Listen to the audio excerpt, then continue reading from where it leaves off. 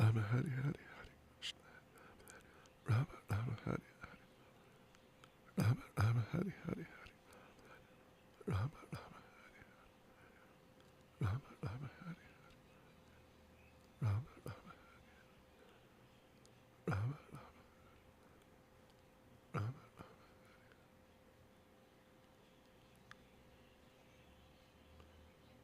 Rama Hari Rama Rama Rama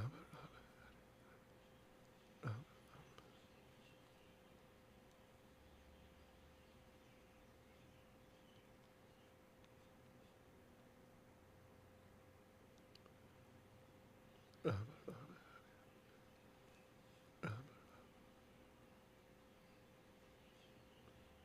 Rama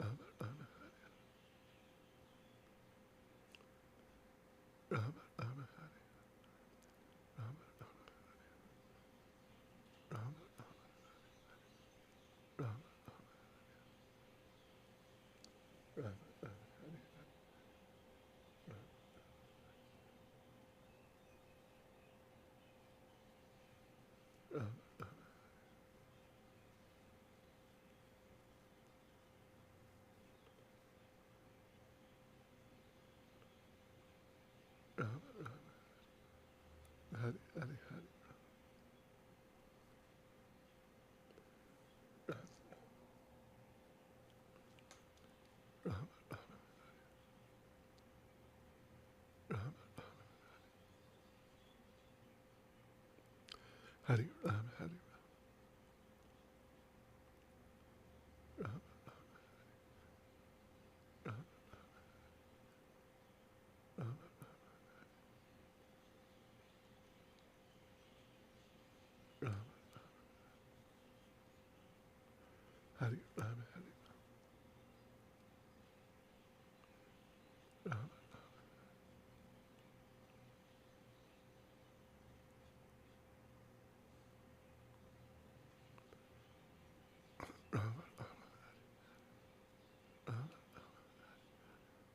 Rama Rama Rama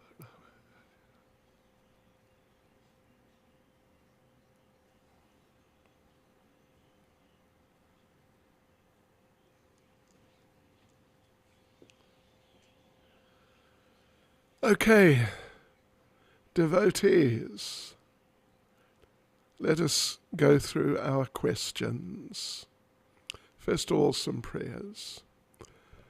Nama Om Vishnupadaya Krishna Prestaya Bhutale Shrimati Bhaktivedanta Swaminiti Namane Namaste Saraswati Devi Gauravani Pracharne Nirvishesha Shunyavadi Pastyatya Deshatarne Shri Krishna Chaitanya Prabhu Shri Advaita Gadadha Shivasadi Gaura Bhaktivinoda Hare Krishna Krishna Krishna Hare Hare Hare Rama Rama Rama Hare Hare Vanchakalpatarubhyascha Kripa Sindhubhya Evacha Patitanam Pavanebhyo Vaishnavebhyo Namo Namaha Srila Prabhupada Ki Jai.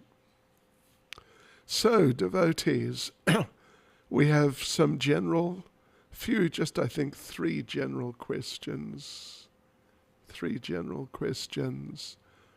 And regarding Vaishnav etiquette, we have 15 questions. So, let us get into it. So, first question. The first questions are all about the Vaishnav etiquette course seminar, different points that have come up there. So, first question. May we kindly receive the Japamala beads mantra. I have just sent it to Kasturi Manjari Devi Dasi.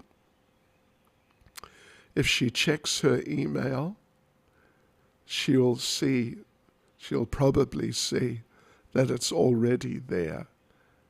So she can distribute it to whoever would like to receive it. it's a nice mantra because our beads, first of all, they're very sacred. They're Tulsi beads. They're very, very sacred. And we get a lot of mercy just by touching them. Yeah. And secondly, keeping track of our japa, that's vital. And the japa beads are vital for that. So therefore we should be very respectful towards our japa beads. And this particular mantra is a nice mantra. Okay, so number 2. Can prasadam be warmed up the following day? Basically, yes. The only thing is, it's generally understood to not be a good idea to reheat rice. Yeah. In the Ayurvedic tradition, and even Srila Prabhupada himself said, if you reheat rice, it can cause leprosy. That's pretty extreme, but that's what they say. And Srila Prabhupada said that a few times. But otherwise, sabjis, dal, soup, and these types of things, whatever, is normally served hot, then you can reheat it. It's okay. Can I please have guidance in undertaking arti at home? Yes, well, that's nice. That's very nice.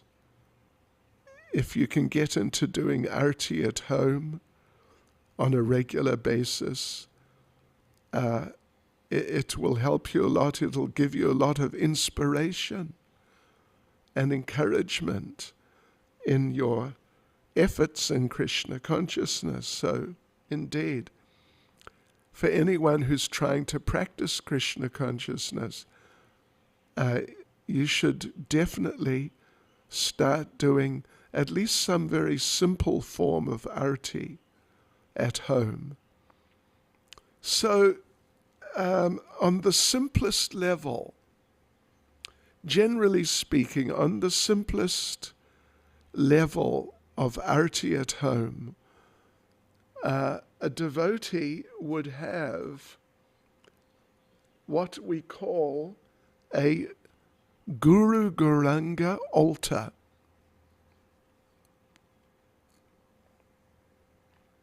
This means Guru, in this case is Srila Prabhupada, and Gauranga is Lord Chaitanya, or more particularly the Panchatattva, Lord Chaitanya, Lord Nityananda, Advaita Acharya, and Gadadhar and Srivas Thakur.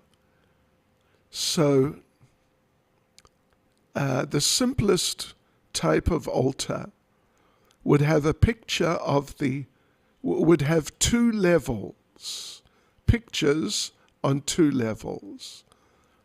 On the top level would be a picture, framed picture is certainly best, of the Panchatattva.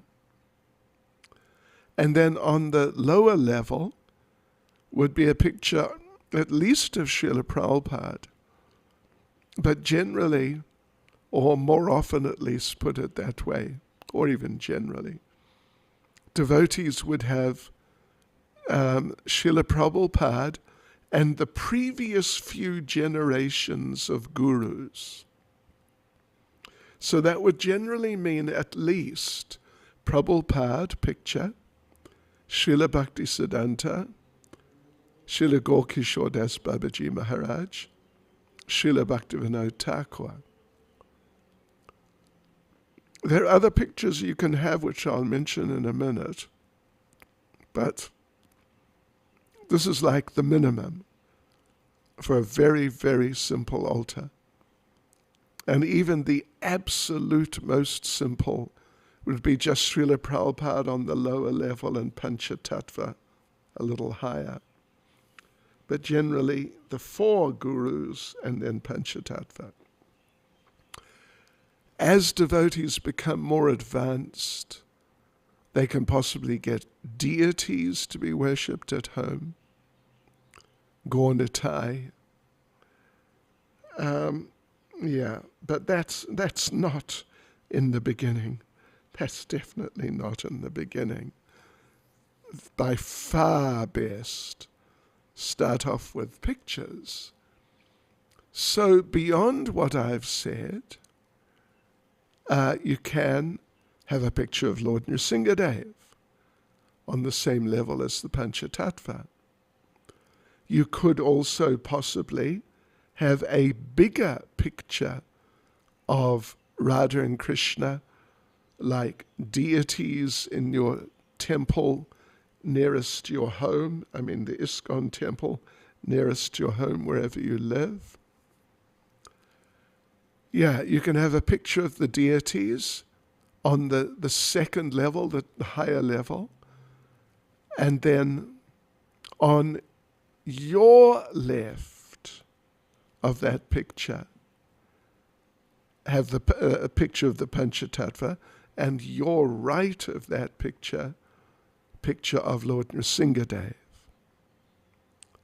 So then on the lower level, you can have, it's not essential, but you definitely can, along with the four gurus I mentioned, Prabhupada, Bhaktisiddhanta Gaurkishore Das Babaji Maharaj, and Srila Bhaktivinoda Thakur. You can also have Srila Jagannath Das Babaji. Then you can also have a picture next to Jagannath Das Babaji of the 6 Goswamis. So these are simple altars.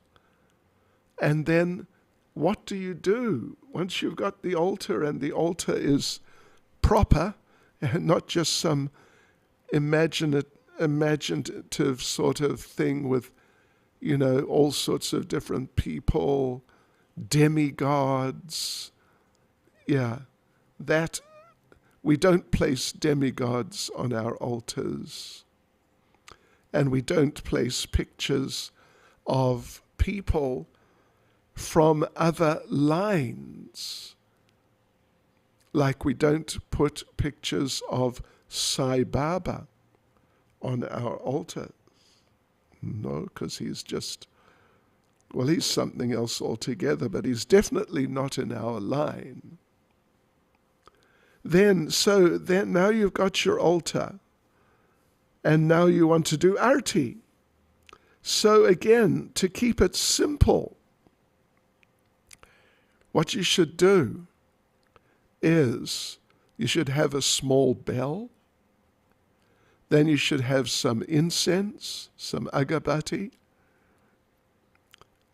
Then, if possible, some sort of little lamp. And, if possible, a flower. Then these can be offered to the altar. Normally we would start by offering,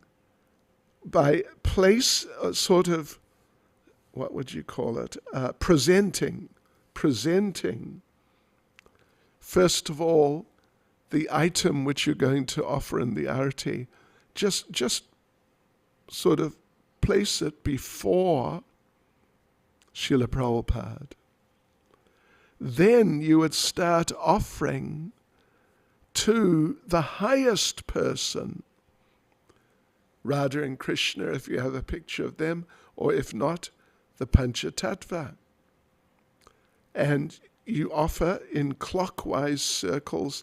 I won't get into all the details, But you should offer each item, first the agabati, then the lamp, then the flower or flowers.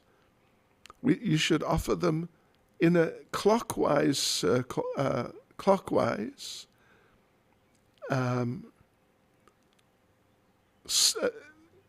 to keep it simple, 7 times.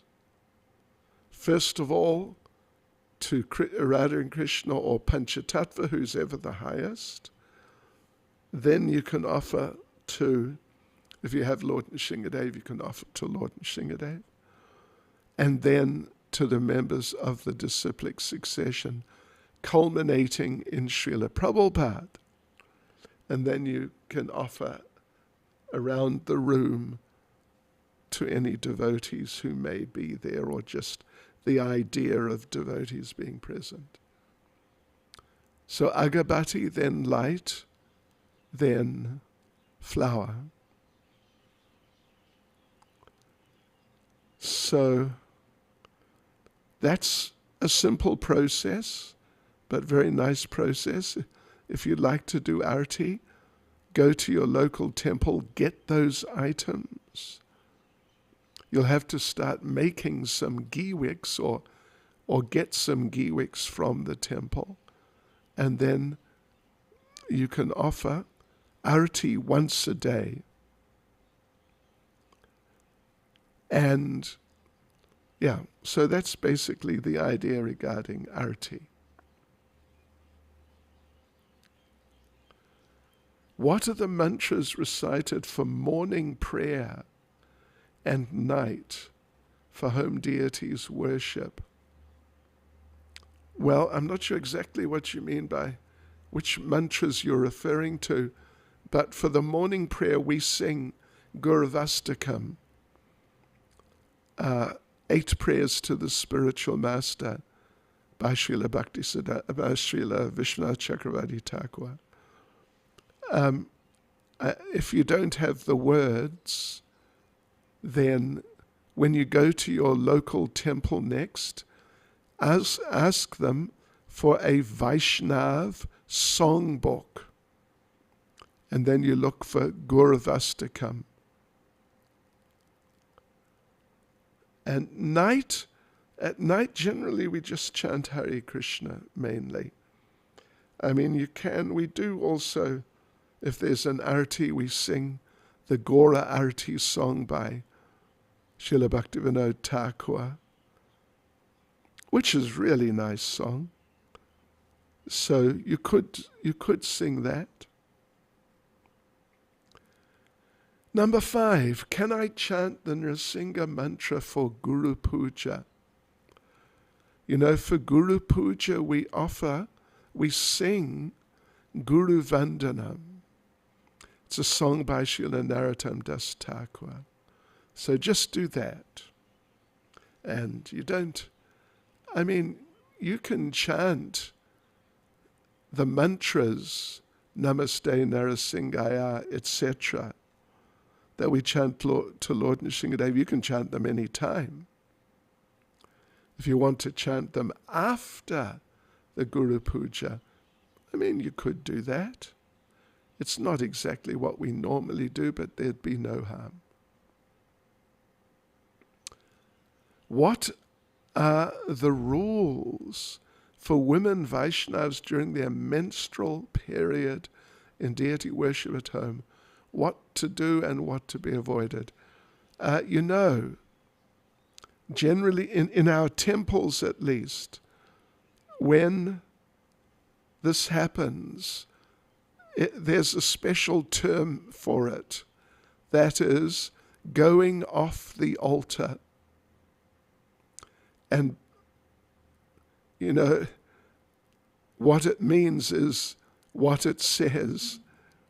The ladies don't go onto the altar until, after a few days that the whole physical phenomenon has stopped.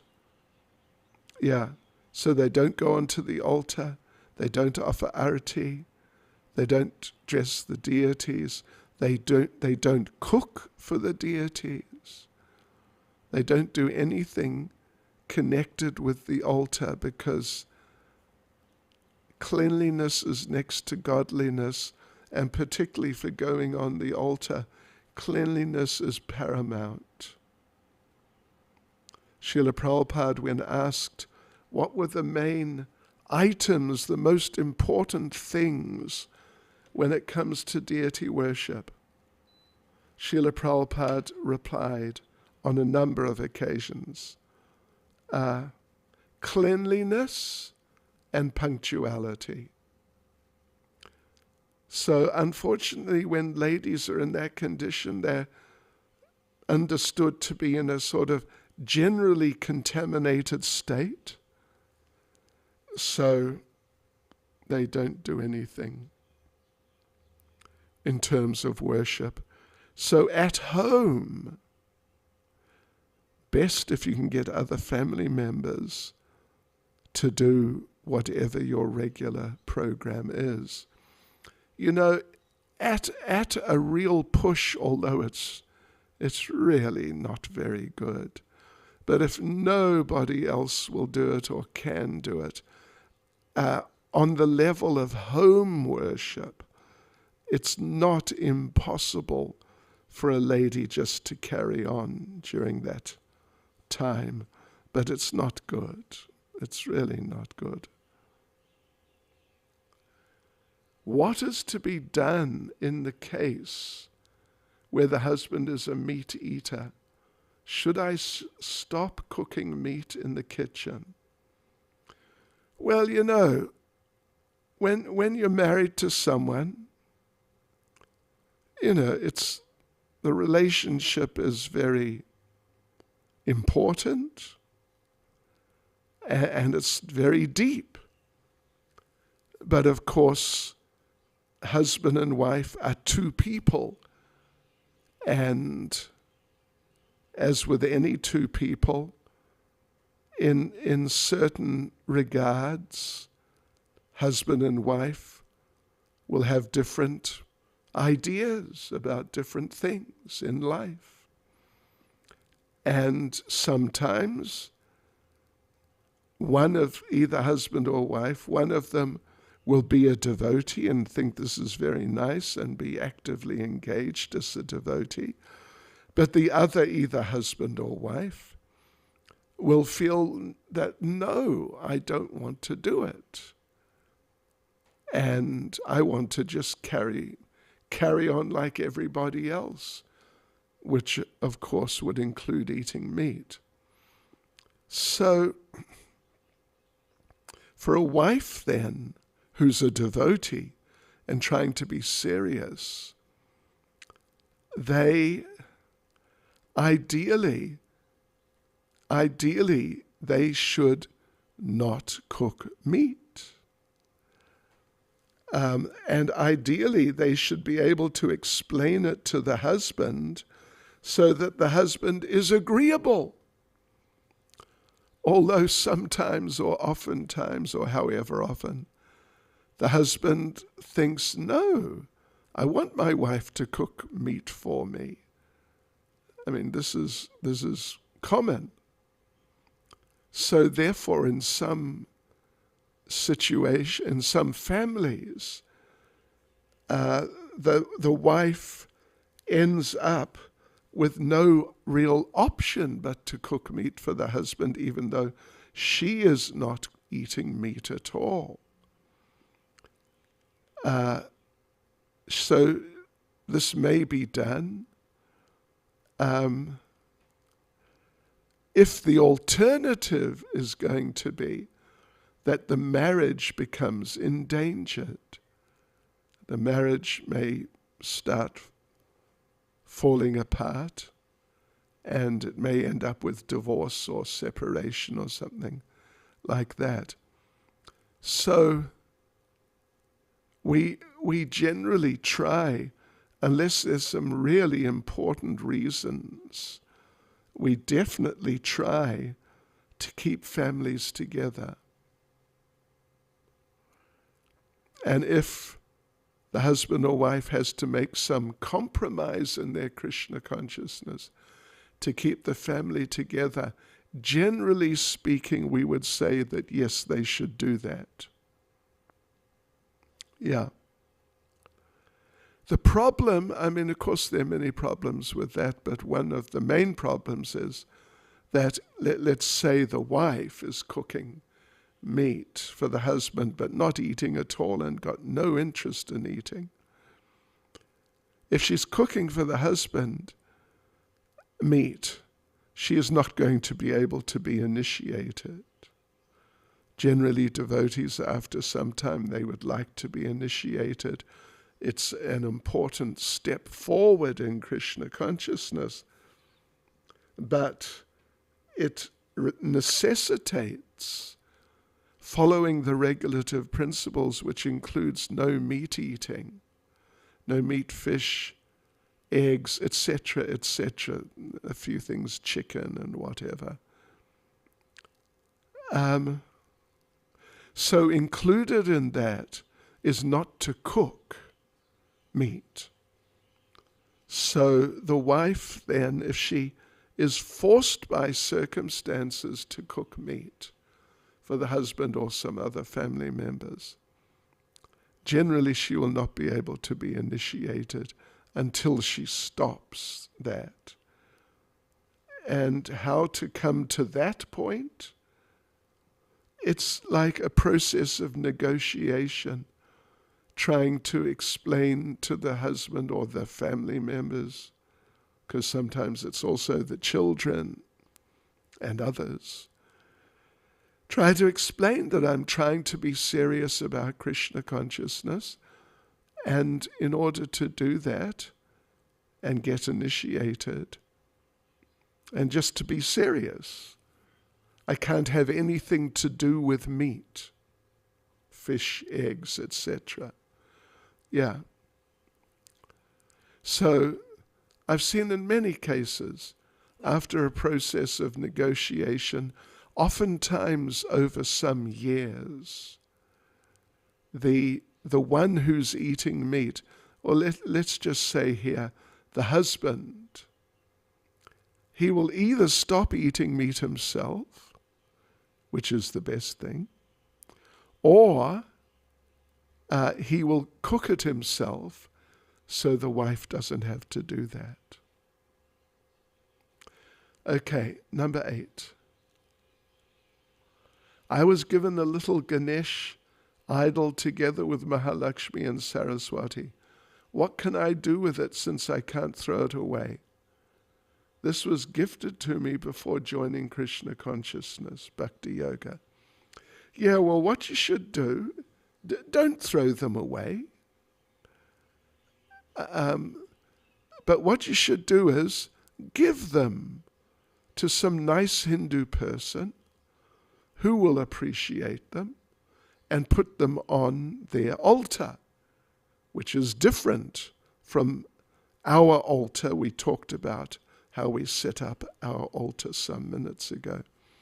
So there's bound to be some nice Hindu people around who'd be very happy to have Ganesh, Saraswati and Mahalakshmi.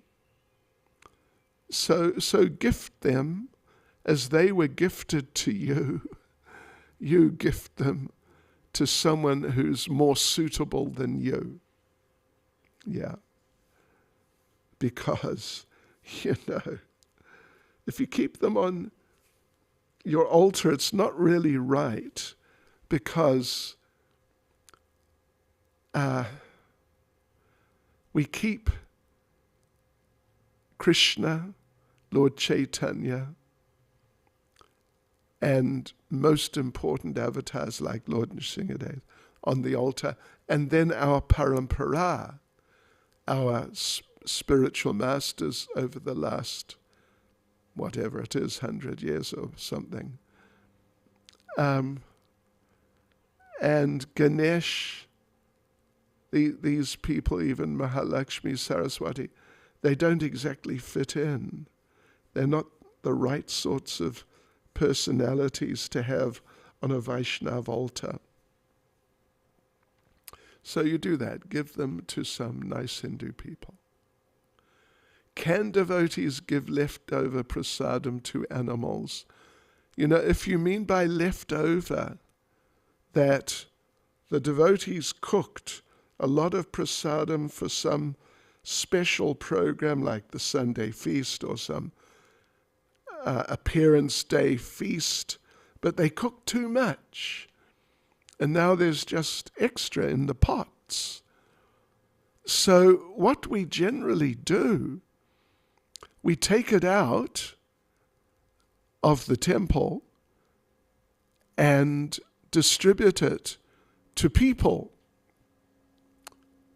in the city, or like poor people or any people, but particularly people, because people generally can benefit more than animals by getting prasadam. But if there's no people around somehow, and there's just animals around, then, you can definitely feed prasadam to animals if they'll eat it. I wouldn't give them like a spicy sabji or a spicy chutney.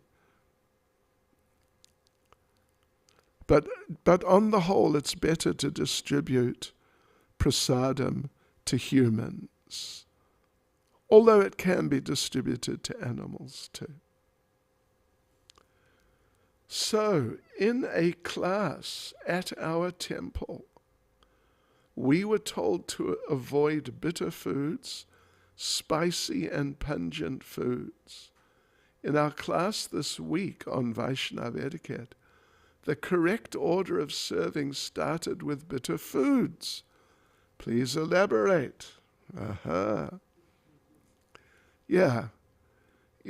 I used to know this man years ago when I was preaching in England in a city called Leicester. We were staying in the Hindu temple and we're going out preaching. And we befriended one elderly gentleman. His name was Chaturbuj Majitia. And he was a Hindu, but he was very favorable and helpful and friendly, and he knew everyone. So he took us to meet people and introduced us to people. For his, I think, mid-morning tea snack, he would take a handful of green chilies and just crunch on them. Haribol.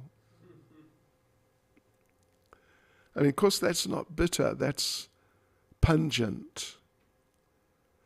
But for Vaishnavas, it's just too pungent.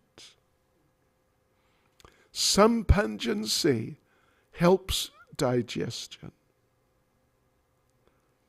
That's why when we cook for Krishna, it's very unusual, extremely, I'd say it's almost unheard of, to cook something like a vegetable preparation and not use any spices.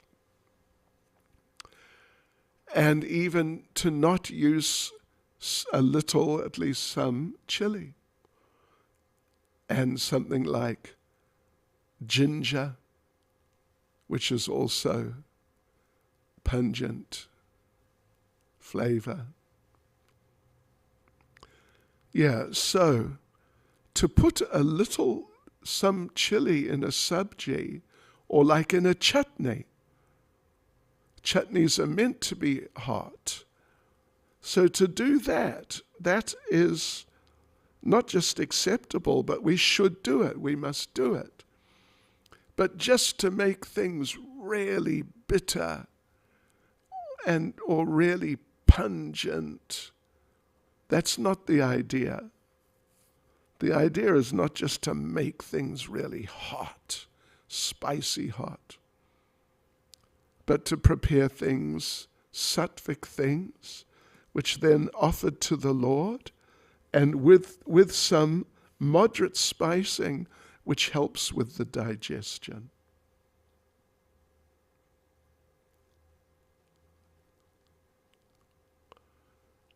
Yeah, and we would I started this afternoon, I started my lunch with meti.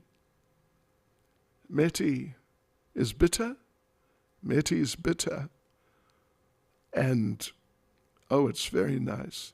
It stimulates digestion.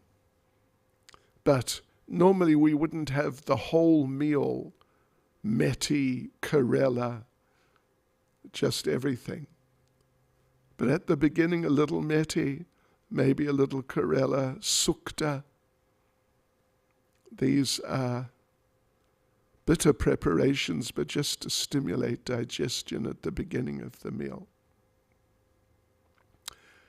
Does one need to wear gamcha when showering? Ideally, it's best to do that. Yes.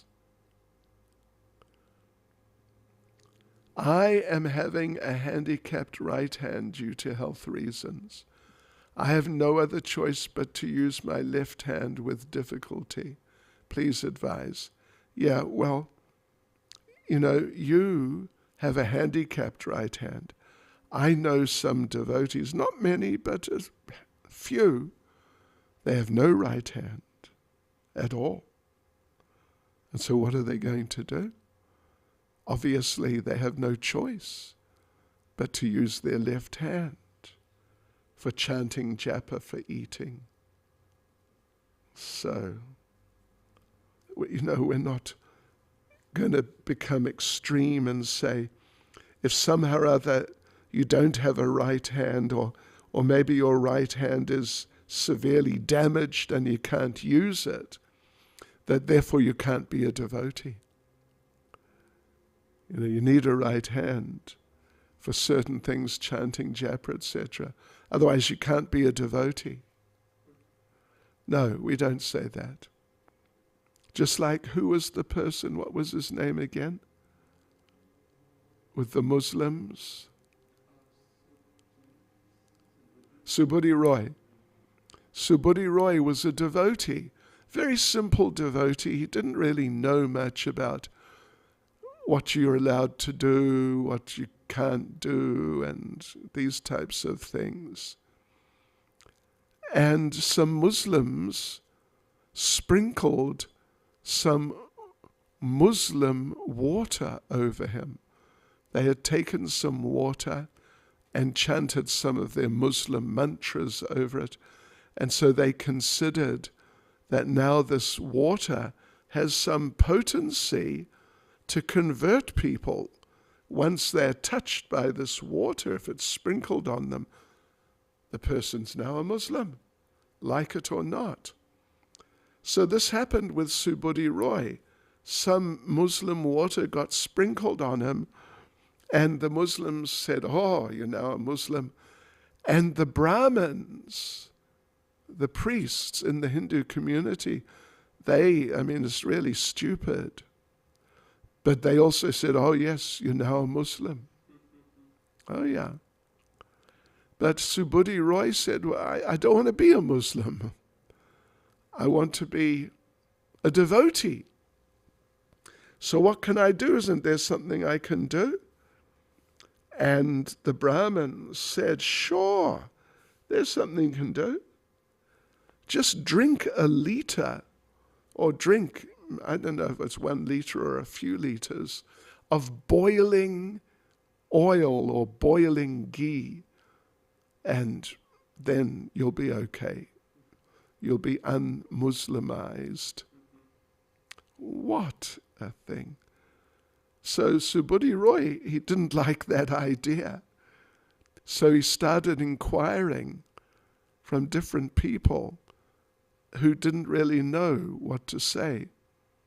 And eventually met Lord Chaitanya and asked him what to do to become free of this Muslim state I'm apparently in, despite not wanting it and just having it forced on me. And Lord Chaitanya just laughed and told him, just chant Hare Krishna and don't worry about it. Yeah.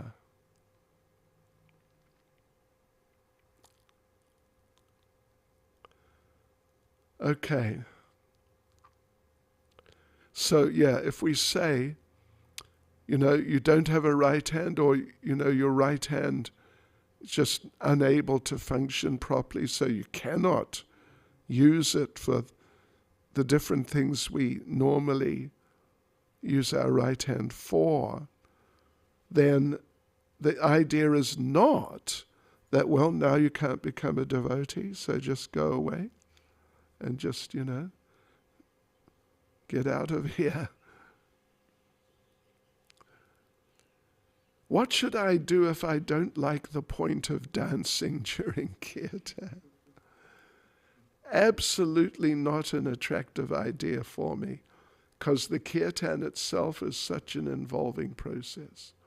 Now I feel a bit concerned when I get to know that the deities like it when their devotees dance. Well, they do. They really like it. And not only do the deities like it, but the devotees like it. Because when the devotees become absorbed in the kirtan, then joy comes into their hearts. And the kirtan, there's such nice movement and, rhythm. It's just a wonderful experience. So the devotees usually dance. There are different levels of dancing. One level of dancing is sort of jumping, literally jumping around.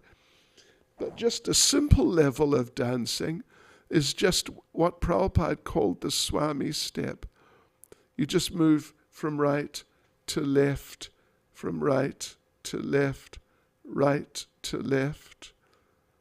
And you can bring your feet across in front of each other, and you can put your hands up, but at least you can move from right to left and right to left. And devotees find they can't stop themselves. When the kirtan's nice and they're absorbed in it, they can't stop themselves from some sort of movement during the kirtan.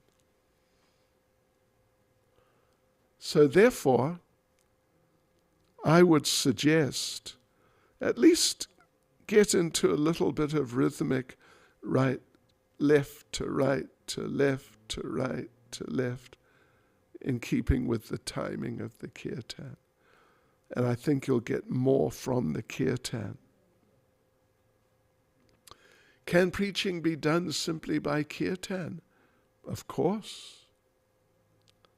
Of course. Lord Chaitanya did a lot of preaching just by having kirtan. So, and Prabhupada, particularly in the beginning of the movement, he just had the devotees go out and sing in the streets, do kirtan, and people would become attracted, and they'd visit the temple, become involved, become devotees. So yeah, preaching can be done simply by kirtan. Now it's getting popular when devotees adopt modern or jazz melodies or soundtracks to kirtan sessions. So the question is, how much is that okay at the programs for newcomers, or kirtan sessions for devotees, or even kirtan melas? Should we really do these kinds of kirtans, or is it better to keep it more traditional?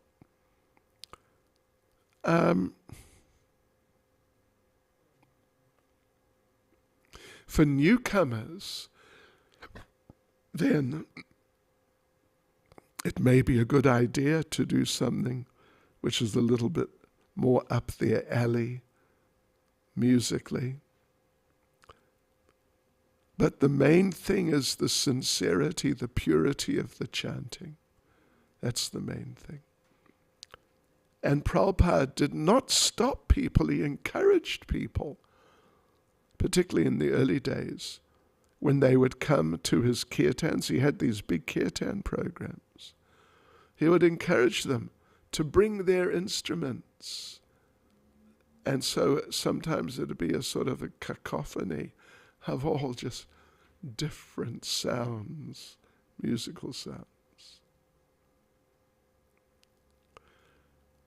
But for kirtan sessions for devotees or kirtan melas, generally better to keep it more traditional.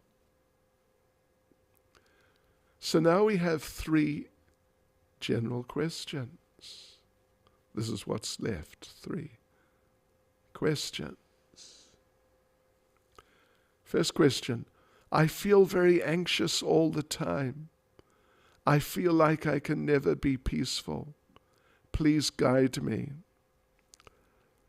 Yes, well, there is something we can say. There is a verse in the Bhagavatam, Srimad Bhagavatam, which says, Bhayam dvitiya binaveshita syat. Fear arises, or anxiety is part of fear, of course. Fear arises when we take shelter of a second person. Bhayam dvitiya, bhayam means fear, dvitiya means a second person. Binaveshita syat, we take shelter of and try and get protection from.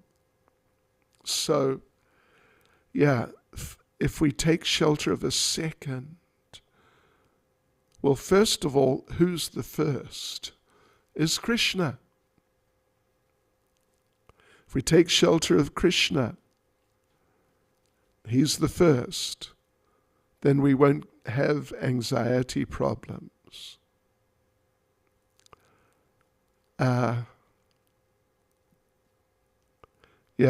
But if we take shelter of other people, like politicians, what can the politicians do? I tell you, look at the situations in some of the countries these days.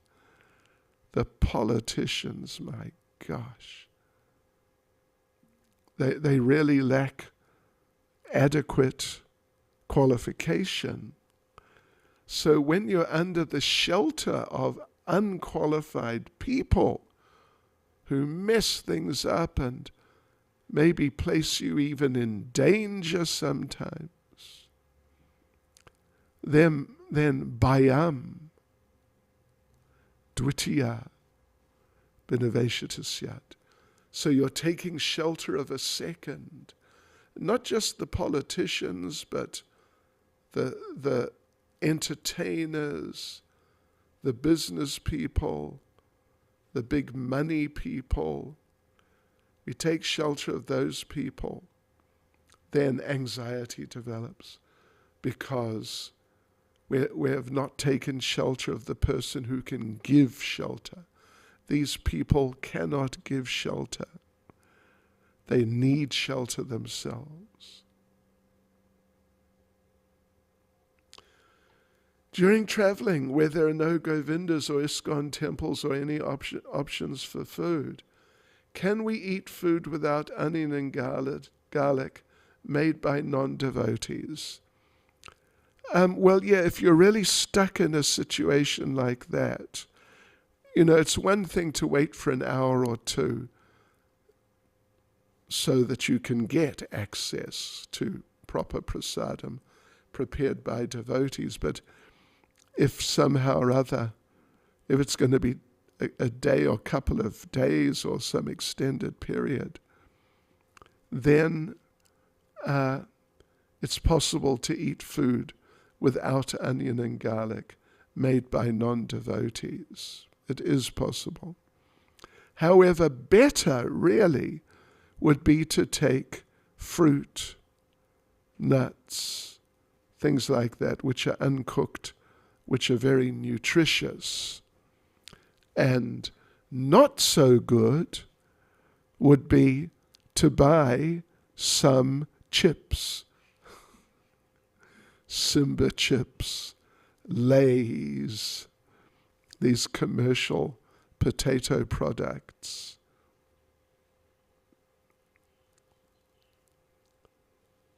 Okay, so here we go. Last one. I've been chanting for a couple of months, but I still don't feel like chanting every day. How do I change the situation? Well, that's a very good question. You know, the thing is, in order to get a taste, to get a real experience from the chanting, we have to chant attentively enough and really absorb ourselves in the chanting. And then because Krishna is present in his holy names, if we're really attentive to him in his holy names, then we will feel his presence. When we chant our japa, we'll feel his presence in the sense of, or in the form of, feelings of enthusiasm,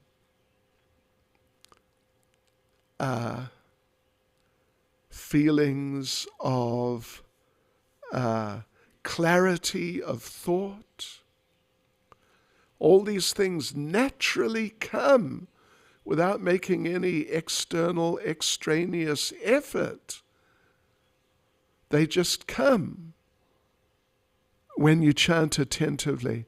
Because when you chant attentively, really attentively, then you are contacting Krishna.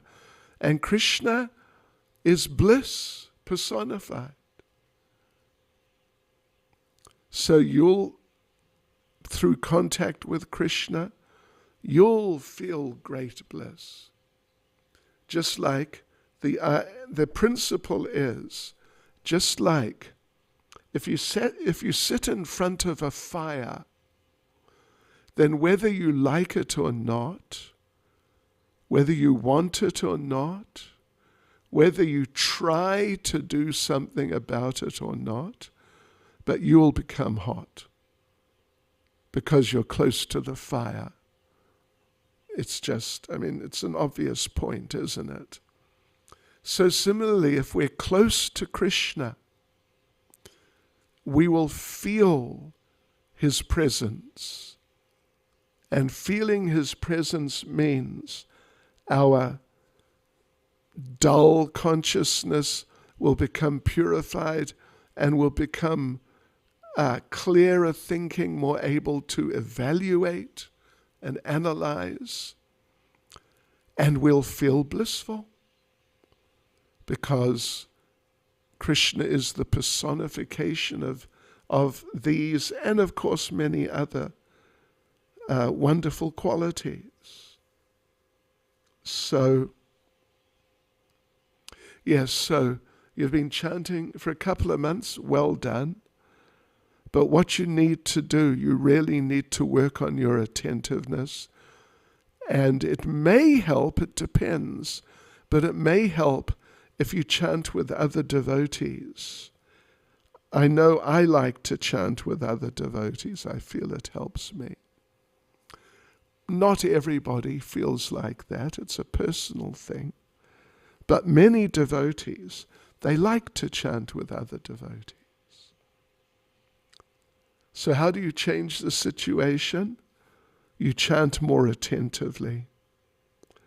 And you'll get more of an experience. And then you'll feel every day, I want to chant. I must chant. I will chant, and you'll chant. Hare Krishna. Srila Prabhupada ki jai. Ho gaya.